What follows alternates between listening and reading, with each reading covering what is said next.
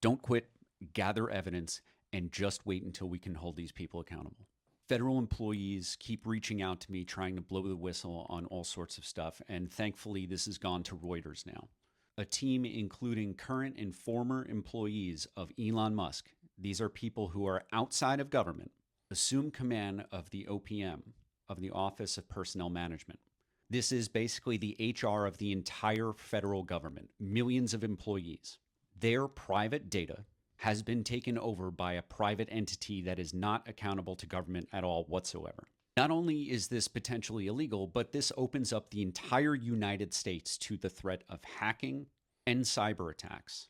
My name is Christopher Goldsmith. I'm a former United States Army sergeant, and I had a secret security clearance. Now, Elon Musk, someone who is not at all loyal to the United States, he and his private companies have assumed control of the HR of all of the federal government.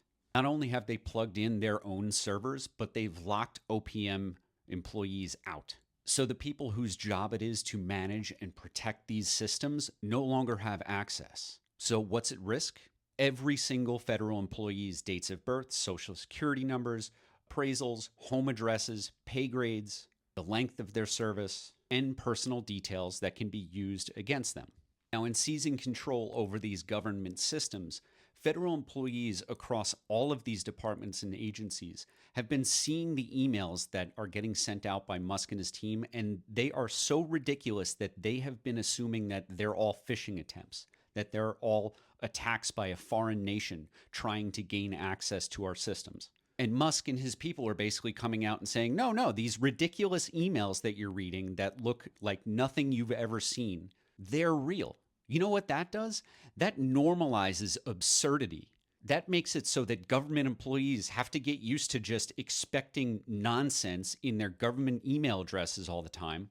And it makes it that much more easy for Russian, Chinese, Iranian, North Korean, any hostile foreign government that has a troll farm that is trying to access our systems because of the nonsense of Elon Musk, Donald Trump, and their cronies.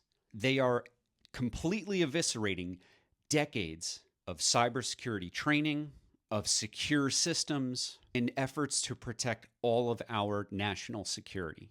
So if you're a federal employee and you're watching this, my first piece of advice is do not quit. If they want you out of there, make them fire you. My second is gather evidence. We may not be able to trust the FBI and the DOJ for at least the next 4 years, but on the other end of Trump's presidency is going to come a time of reckoning. And like the trials we saw for schmatzis after World War II, there will come a time when these people have to pay. And my third piece of advice is I want you to visit a government website.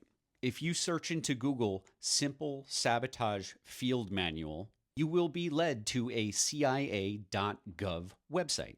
This was a document that was developed after World War II as a way of helping civilian populaces learn the lessons of Germany and other oppressive states during the reign of the bad guys. And what it is a CIA-produced document on how to fight fascism.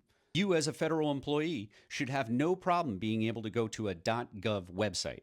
This is declassified information that any American can look at.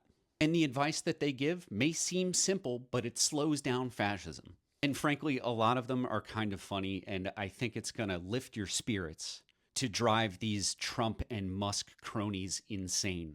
Pieces of advice are things that you can fit into your everyday work schedule in order to interfere with any organization, agency, or department.